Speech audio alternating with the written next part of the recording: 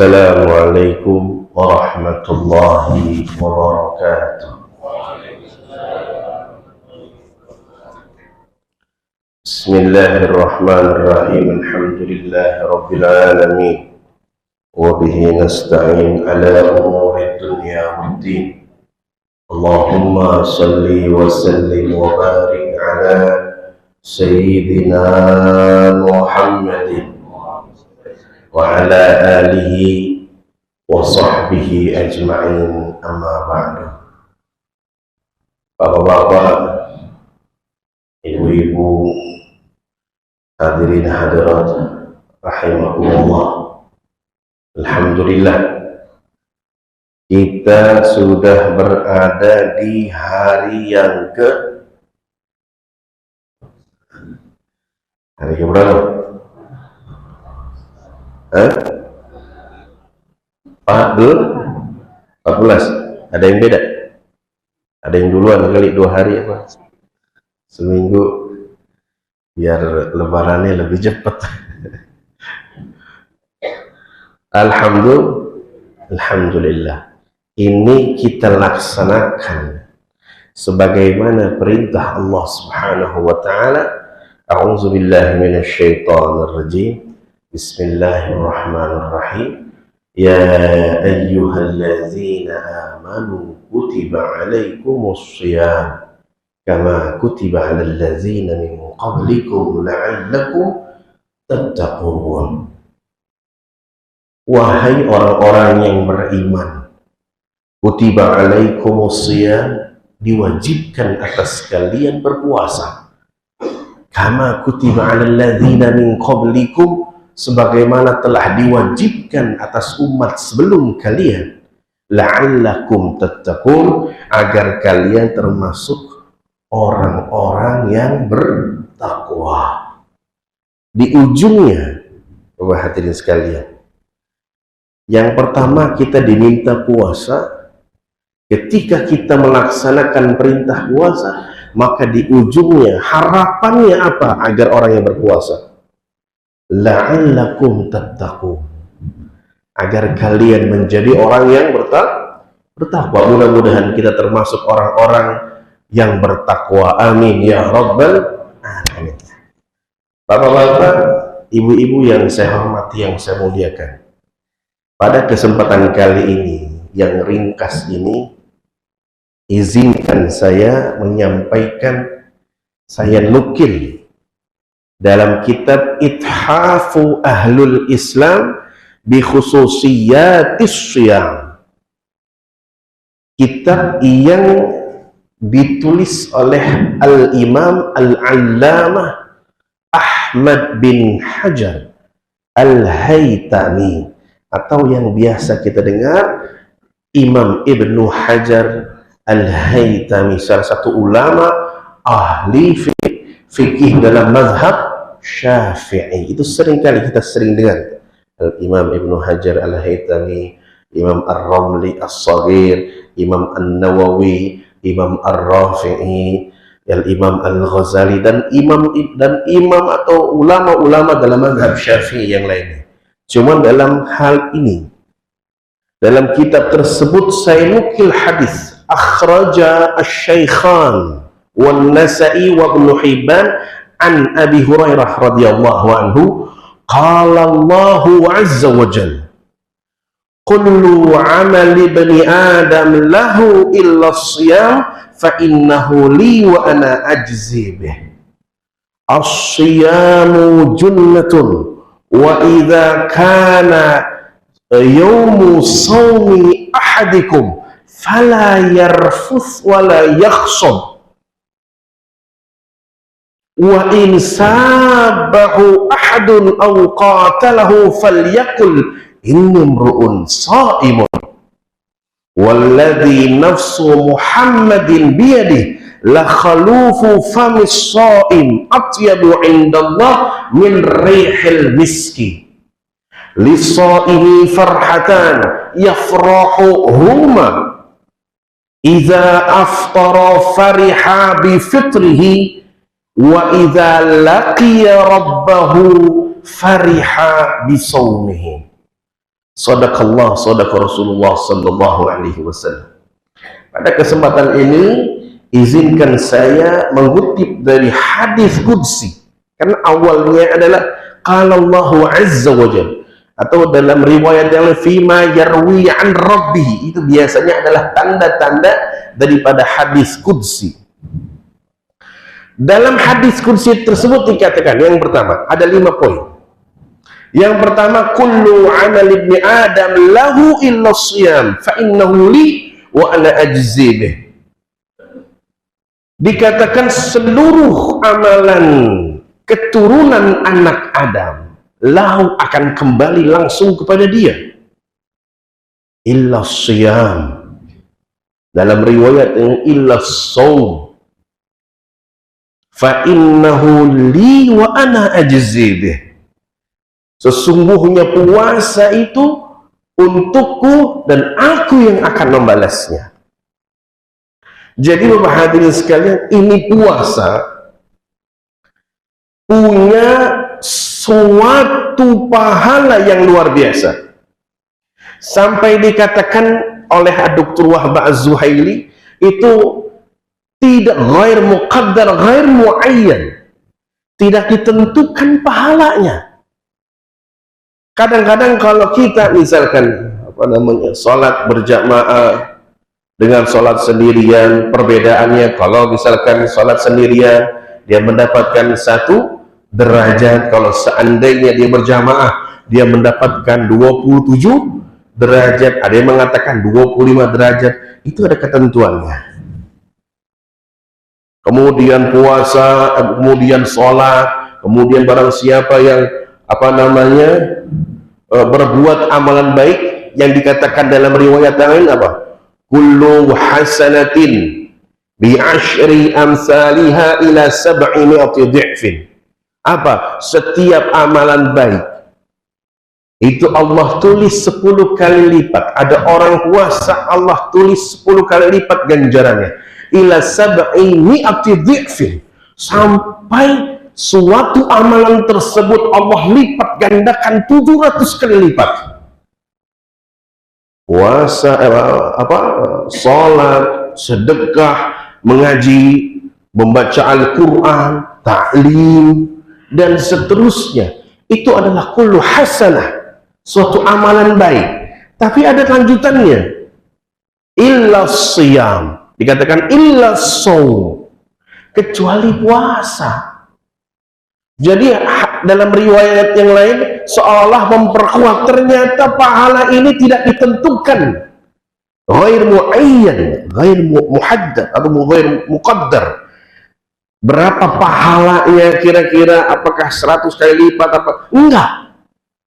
Tapi apa jawaban Allah? Fa innahu li wa ana ajzi bih. Saya itu adalah milik saya dan saya yang akan membalasnya. Makanya ada dikatakan dalam kitab tersebut, sampai ada ulama yang mengatakan ibadah puasa adalah sebaik-baiknya amalan ibadah. Qil, ya, dikatakan pendapat yang dhaif, wallahu a'lam. Akan tetapi hadirin jamaah yang dimuliakan Allah, yang menjadi pertanyaan adalah, kenapa bisa puasa mempunyai amalan atau mempunyai pahala yang luar biasa sampai diistilahkan sampai fa innahu li wa ana ajzi bih. Sesungguhnya puasa itu untukku dan saya yang akan membalasnya. Kenapa pahala puasa begitu besar? Yang pertama, karena pahala itu adalah, karena puasa itu adalah amalun khafiyun. Amalun khafiyun. Apa itu amal? Suatu amalan yang tersembunyi. Jangan bandingkan antara orang yang berpuasa dengan orang yang sholat. Orang sholat kelihatan. Kita sholatnya semua tadi, alhamdulillah. Ditanya sholat, alhamdulillah sholat tadi. Ngaji, baca Al-Quran, ada amalannya, ada. Hadir dalam majelis taklim, ada amalannya, ada. Kelihatan jelas siapa yang menghadiri majelis taklim, siapa yang tidak, siapa yang menghadiri majelis zikir, siapa yang tidak. Itu amal kelihatan. Tapi yang perhatian sekalian, kalau puasa Kita nggak bisa tahu orang tersebut apakah ini puasa apa enggak. Cuman kita sebagai muslim husnuzan billah wa husnuzan bi ibadillah. Kita berprasangka baik kepada hamba Allah, kita berprasangka baik kepada Allah. Jadi Bapak hadirin sekalian, ini puasa amal khafi. Bisa jadi di depan orang-orang banyak dia menahan lapar, menjaga puasanya. Tapi ketika nggak ada mata yang melihat, ketika nggak ada telinga yang mendengar, dia melakukan sesuatu yang membatalkan puasa. Makanya itulah Bapak hadirin sekalian, dikatakan puasa itu amalun khafi, suatu amalan yang tersembunyi, nggak kelihatan. Dan di sisi lain, kenapa pahala puasa itu begitu besar? Coba bayangkan, ketika Allah Subhanahu wa Ta'ala wajibkan kepada kita untuk berpuasa, yang biasanya pagi-pagi sarapan nasi uduk, iya, yang menjadi hobi kita, menjadi suatu kebiasaan kita, kita tinggalkan itu semua bukan karena haram. Apakah karena nasi uduk haram? Apakah karena ngopi haram? Apakah karena makan gorengan haram? Oh bukan.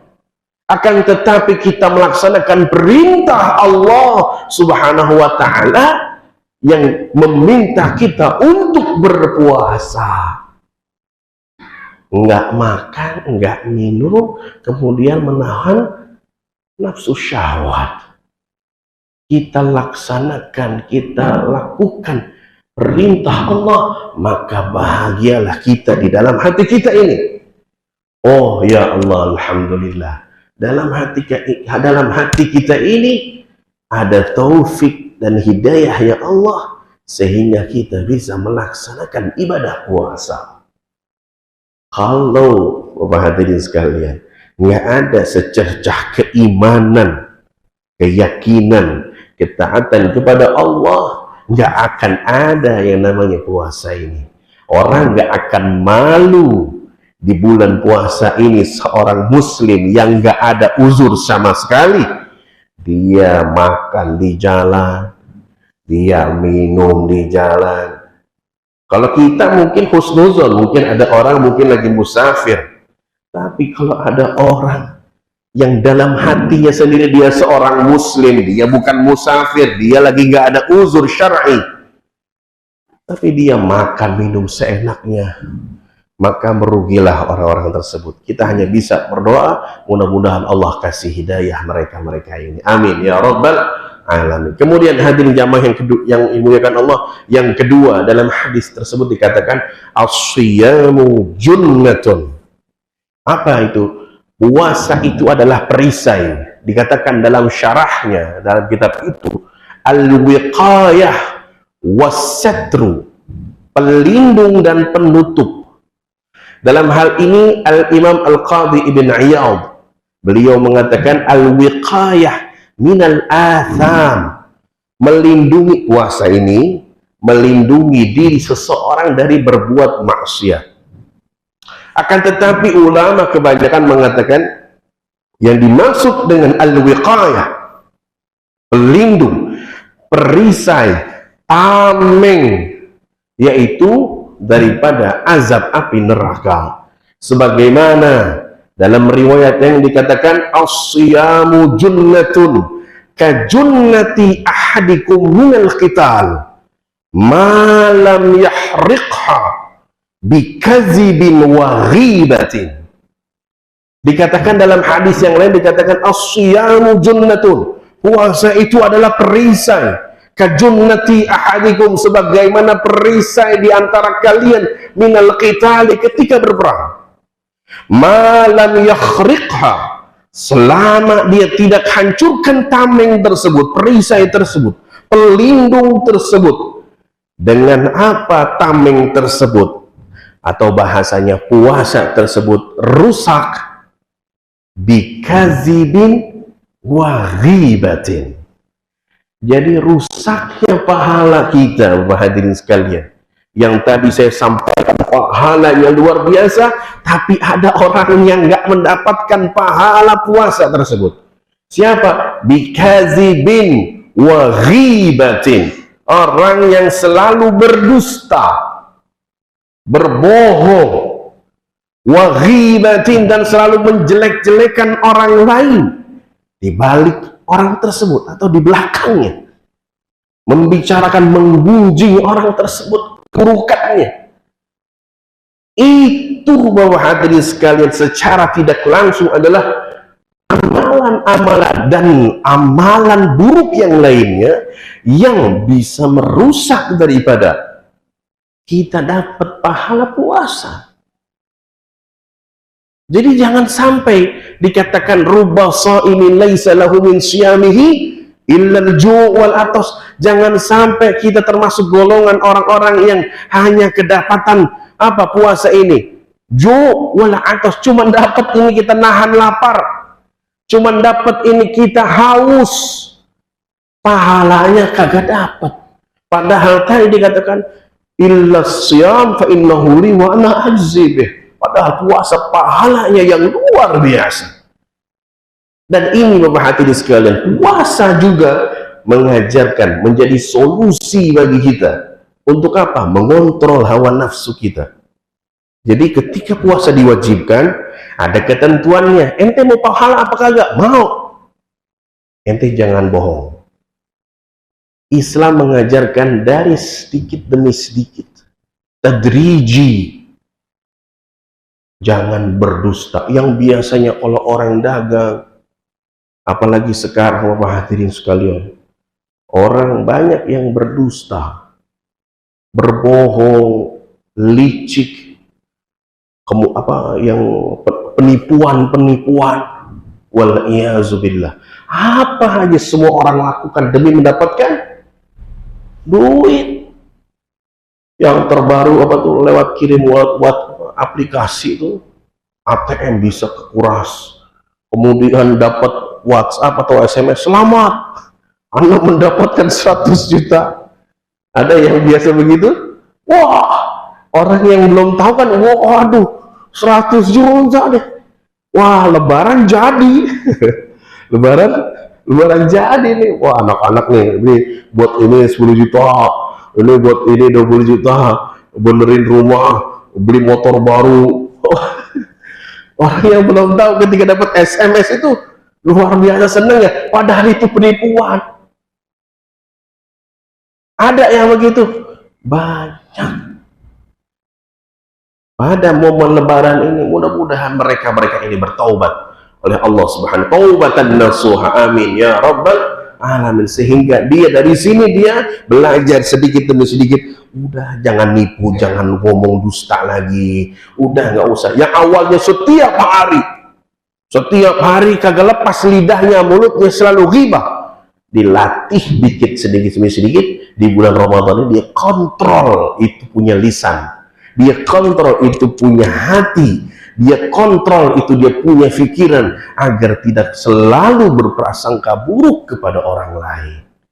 Ini salah satu daripada solusi al-hilm yang diajarkan dalam agama Islam, khususnya ketika berada di bulan puasa. Oh berarti setelah bulan puasa, oh kita bisa bohong lagi? Bukan, justru sebaliknya. Kita jujurnya, enggak, justru sebaliknya. Ketika selesai Ramadan, selesai sudah, nggak ada dusta lagi, nggak ada tipu-tipu lagi, dan seterusnya. Kemudian yang ketiga, hadirin jamaah dimuliakan Allah, dikatakan fala yarfus wala yakhsab. Apa itu? Tidak berkata kotor dan tidak berbuat jahat. Jadi dalam puasa itu kita, Bapak hadirin sekalian, ada yang berhubungan dengan kita melakukan, dengan kita dilakukan. Kita melakukan kepada orang lain atau kita dilakukan oleh orang lain. Apa maksudnya? Kita tidak melakukan kepada orang lain, kita enggak menghina, mencaci maki, mengejek orang lain dengan lisan kita, itu kepada orang lain. Begitu juga kita jangan sampai dari orang lain. Apa? Ada orang lain mencaci maki kita, mengejek kita, menghina kita, apa? Kita balas caciannya. Ente kebun binatang, ente yang punya kebun binatang. ente tikus, ya ente, oh balas-balasan. Yang kayak begitu, Bapak hadirin sekalian, Islam mengatakan apa? Wa in sabbahu ahadun au qatalahu falyaqul inni mru'un shaim. Kalau ada yang ngatain kita, ngajak kelahi, kita lagi puasa, apa? Falyaqul, maka katakanlah inni mru'un shaimun. Saya lagi puasa. Tinggalin udah. Tuh ada orang marah-marah sama kita, ngejek gitu, sampah lu. Ini shaim, saya lagi puasa. Tinggalin. Ini shaimun, saya lagi puasa, maka kita tinggalkan orang-orang yang mencoba memancing amarah dan emosi kita. Kemudian yang keempat, hadirin jamaah yang dimuliakan Allah, dalam hadis dikatakan, walladzi nafsu Muhammadin biyadihi la khalufu fami shaim atyabu indallah min rihil miski. Demi jiwa Muhammad yang berada dalam genggamannya, wala khalufu fami shaim atyabu indallah min rihil miski. Apa? Bau. Khaluf ini artinya taghayyurul fam, bau mulut. Bau mulut. Jadi memang bau mulut orang yang puasa ini memang punya ciri khas. Kalau sekarang mah kagak berasa. Ini masih berasanya bau jengkol, ikan peda, ikan teri sambal pete. Ya mungkin baunya bau begitu. Coba ntar dah siangan, habis kita bangun tidur, atau kita lagi siangan, lagi kerja jam 11, jam 12, apa? Ada berubah tuh mulut kita. Kalau kita baunya khas, ada baunya. Tapi Bapak hadirin sekalian, ini keutamaan orang yang berpuasa. Apa? Atyabu indallah min rihil miski. Ternyata walaupun mulut orang yang berpuasa bau, yang biasanya pada siang-siang hari mulutnya bau, atyabu indallah min rihil miski. Apa? Lebih wangi di sisi Allah daripada minyak wangi kasturi. Makanya dalam hal ini, mengambil daripada fadilah ini, dalam mazhab Syafi'i itu apa hukumnya? Siwak ba'da zawal. Apa? Siwak setelah waktu zuhur, dalam mazhab Syafi'i hukumnya adalah makruh. Siwak ini juga ditarik. Apakah sikat gigi termasuk? Sikat gigi termasuk siwak. Karena siwak itu bukan kayu itu. Kayu itu yang disebut namanya dalam kitab fikih al-araq. Hamzah, ro, alif, ka, kaf. Araqun.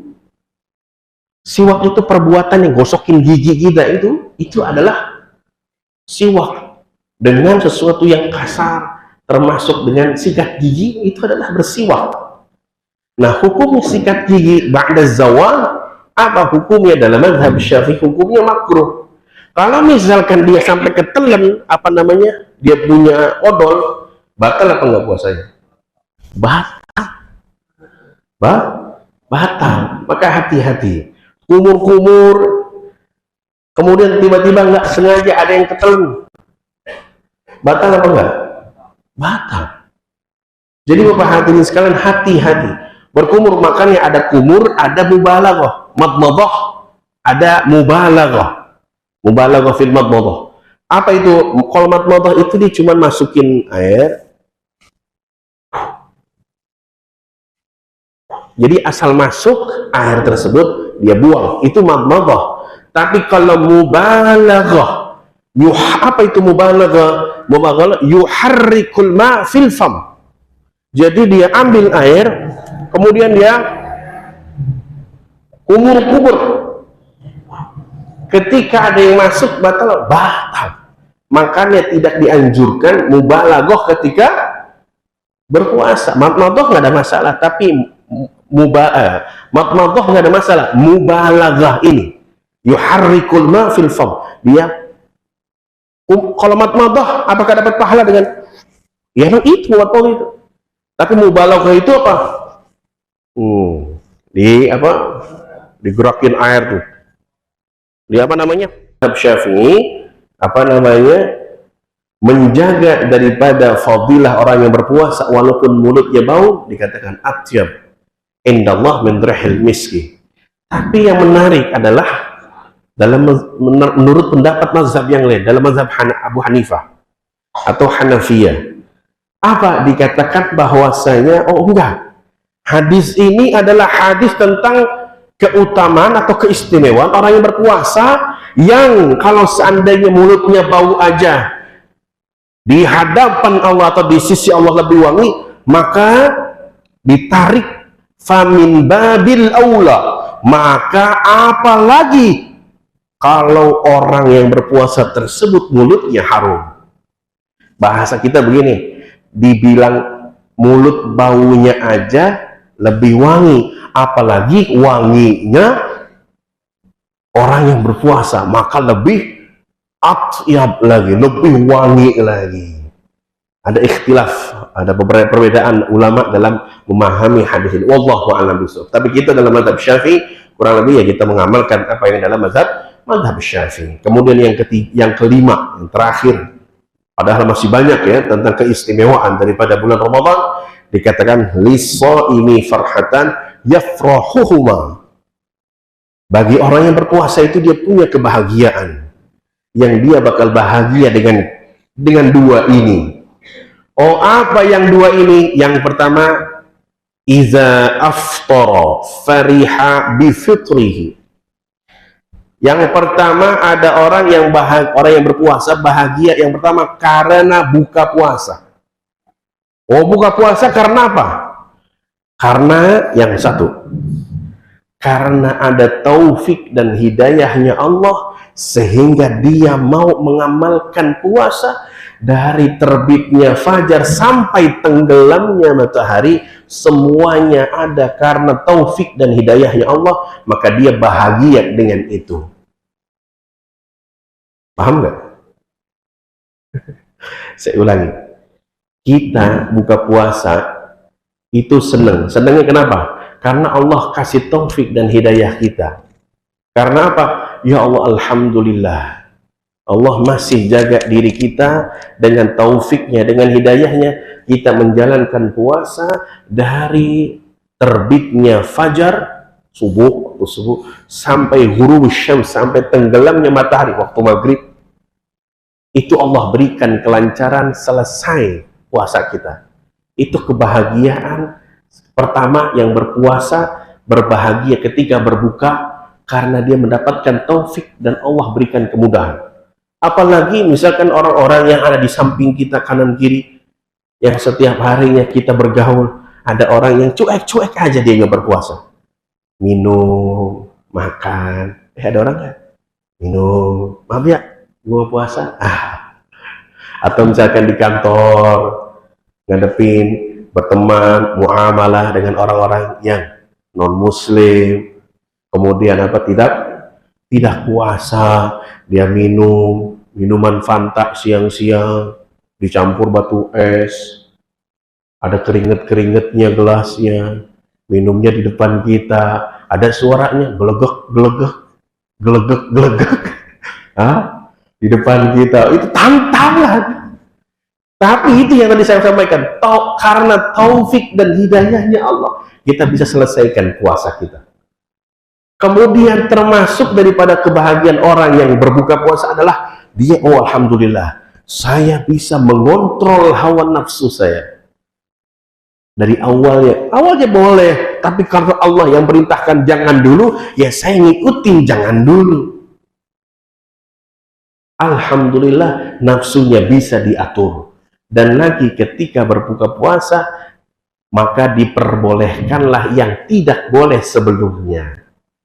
Yang awalnya nggak boleh makan, jadi boleh makan. Oh alhamdulillah, maka akhirnya bisa berbuka puasa, bisa makan, bisa minum, kemudian bisa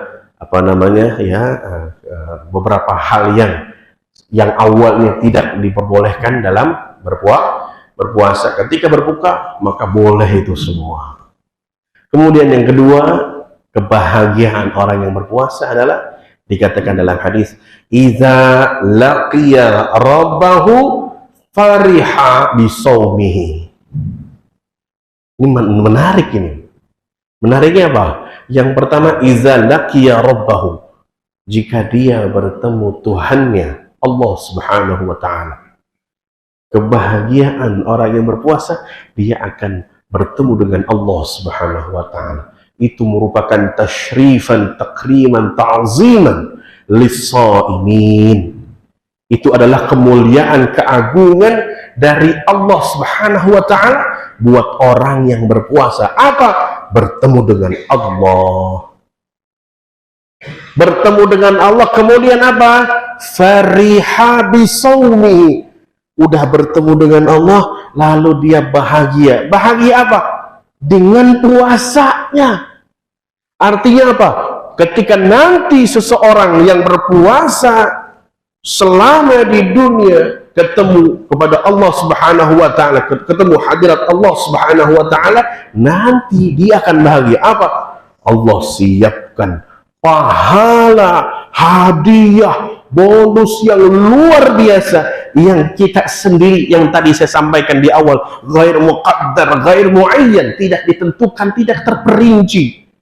Karena saking besarnya daripada pahala tersebut, sehingga apa? Orang yang berpuasa farihah, dia senang, dia bahagia bisawmihi, dengan puasanya.